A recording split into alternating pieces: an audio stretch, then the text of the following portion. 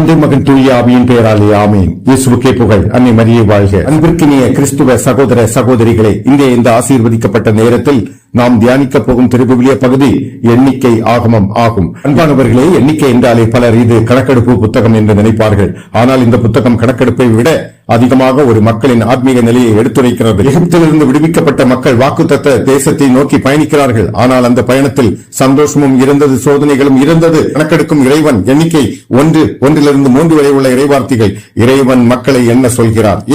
ஏனெனில் இறைவனுக்கு ஒவ்வொருவரும் முக்கியம். அன்பானவர்களே, இந்த உலகத்தில் சிலர் நம்மை மதிக்காமல் இருக்கலாம், சிலர் நம்மை மறந்து விடலாம். ஆனால் இறைவன் ஒருபோதும் நம்மை மறப்பதில்லை. உங்கள் கண்ணீரையும் அவர் எண்ணுகிறார், உங்கள் வேதனையையும் அறிவார். உங்கள் எண்ணிக்கை 2ஆம் அதிகாரம் சொல்கிறது, ஒவ்வொரு கோத்திரத்திற்கும் இடம் கொடுக்கப்பட்டது. பாளையத்தில் ஒழுங்கு இருந்தது. இன்றும் இறைவன் ஒழுங்கை விரும்புகிறார். குடும்பத்தில் ஒழுங்கு, ஜெபத்தில் ஒழுங்கு, வாழ்க்கையில் ஒழுங்கு, ஆராதனையில் ஒழுங்கு வேண்டும்.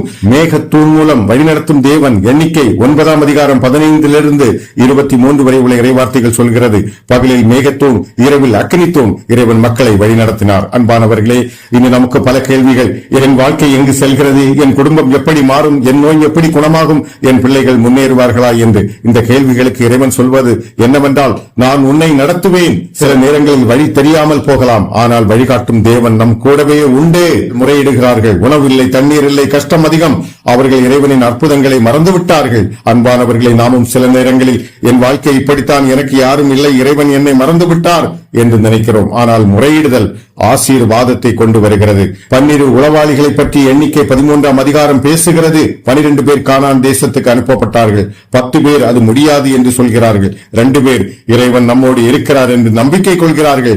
அந்த 2 பேர் யோசுவா, காலேப். அன்பானவர்களே, உங்கள் வாழ்க்கையிலும் 2 குரல்கள் வரும். பயத்தின் குரல், விசுவாசத்தின் குரல். பயம் சொல்வது நீ தோல்வி அடைவாய், விசுவாசம் சொல்வது இறைவனால் எல்லாம் கூடும் என்று. அவர் நம்பிக்கையின் விளைவை பற்றி எண்ணிக்கை 14ஆம் அதிகாரம் சொல்கிறது.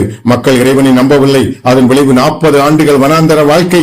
கோரகின் கலக்கத்தை பற்றி எண்ணிக்கை 16ஆம் அதிகாரம் சொல்கிறது. கோரகு மோசேக்கு எதிராக கிளர்ச்சி செய்தான். இறைவன் அதை விரும்பவில்லை. அகந்தை அழிவை தரும், கீழ்ப்படிதல் ஆசீர்வாதத்தை தரும். இன்றும் பெற்றோருக்கு கீழ்ப்படிதல், இறைவனுக்கு கீழ்ப்படிதல், உண்மைக்கு கீழ்ப்படிதல் மிக முக்கியம் என்று மறக்கக்கூடாது. மோசே பாறையை அடித்தார், தண்ணீர் வந்தது. வெண்கல பாம்பு பற்றி எண்ணிக்கை 21ஆம் அதிகாரம் 4 முதல் 9 வரை உள்ள இறைவார்த்தைகள் சொல்கிறது. பாம்புகள் மக்களை கடித்தன.